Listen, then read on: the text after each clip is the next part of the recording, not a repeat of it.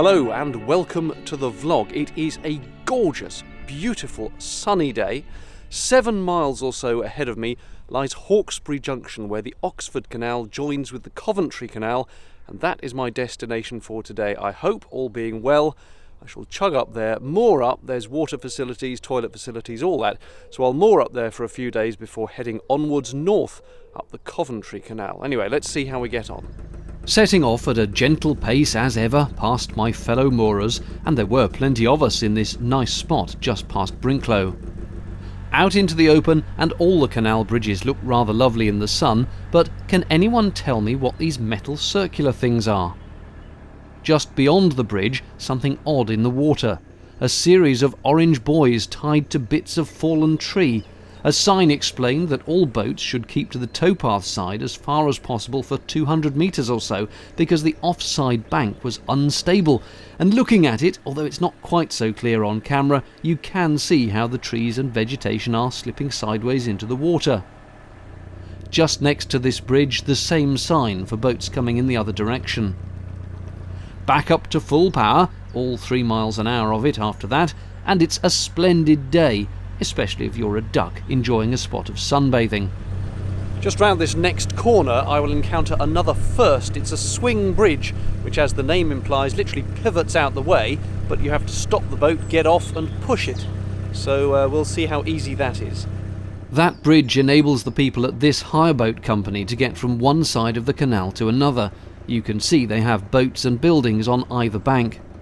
That rickety white thing is the bridge, so it's not a massive obstacle. I couldn't easily film myself opening it, but here's me shutting it, and you get the general idea, just using my weight to pick it up enough to swing it round. Once laid down across the canal, it's back to the boat, engine into gear again, and onwards. Should you ever be coming past this way, there's a water point immediately after the bridge. More slow progress on tiptoes through the endless lines of boats, only to be barked at for my consideration. I don't think either woolly mammoth was actually too bothered really, and this little chappie was just curious to see me. Lots of moorers here, but they're right next to a railway line. It's jolly noisy when trains come by, so not my preferred location, I think. Let's plod on further, and if you go slow enough perhaps, how about a spot of blackberry picking for a nice crumble pudding? At least I assume they're blackberries. I'm a city boy. To me, fruit comes in plastic packaging. One day, when I win the lottery, I'm going to have my own private boat slipway, I've decided. Miles and miles of countryside vanish into the distance, and then, on a really windy stretch, a massive line of moored boats, many of whom are using that wind to their advantage for electricity generation. I've not seen this many wind turbines since I looked out to sea from Margate. Clearly some here are making their little patch of towpath a home from home. Dinner à trois, anyone? And here's your chance to get in on the action, though this might be a tad cheaper. Time to play Spot the Motorway now. Look at all those busy people living their busy lives as I chug underneath them, probably not on their radar at all. It's the M6, by the way, if you're curious. I always find it slightly peculiar and not a little alarming to go underneath quite so much concrete.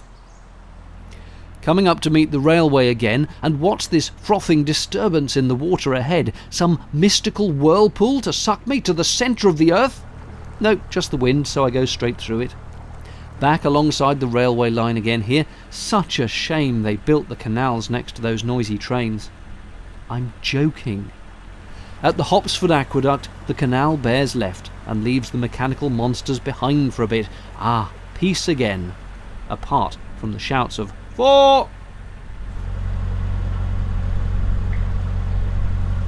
I always expect soldiers to emerge from these, but they don't. Nice spot for a little soul-searching and reflection.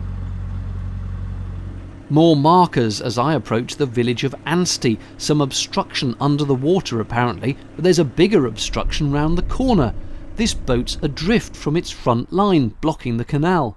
I have to pull the other boat in and re-bang its pin into the ground, so soggy they'd pulled out in the wind. It's a good deed done. Well done me. Onwards, and I'm not a fan of horses close up, but I like them at a safe distance, so here are some. Duck pretending to walk on water but cheating. You'd think, wouldn't you, that if you bought a house overlooking a canal, you'd expect and even be pleased to see narrowboats.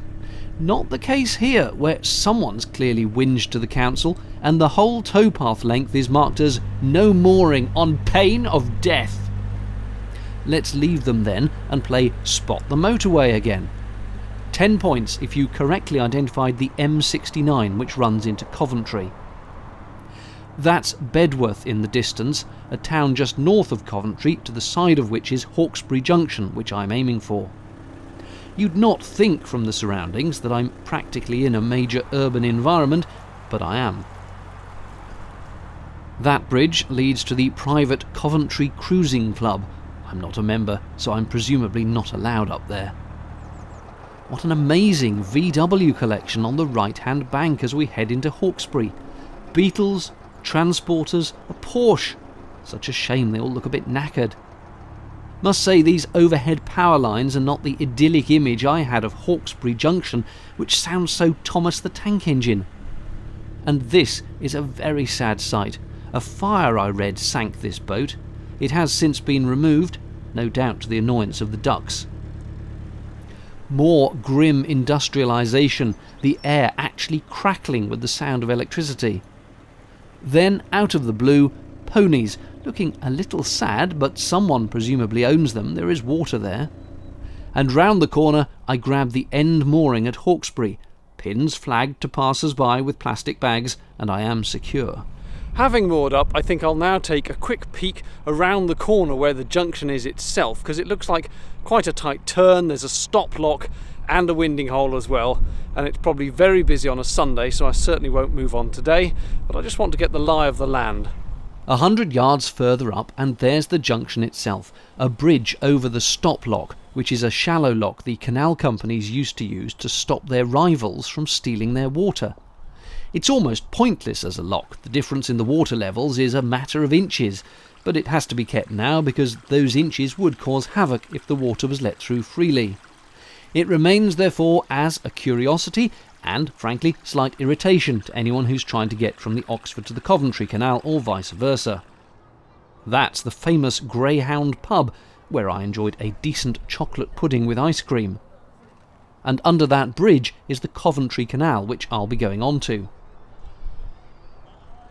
So, looking up the Oxford from the bridge, I'll come down through the stop lock, under the bridge, turn 180 degrees, and head north up the Coventry Canal towards Tamworth.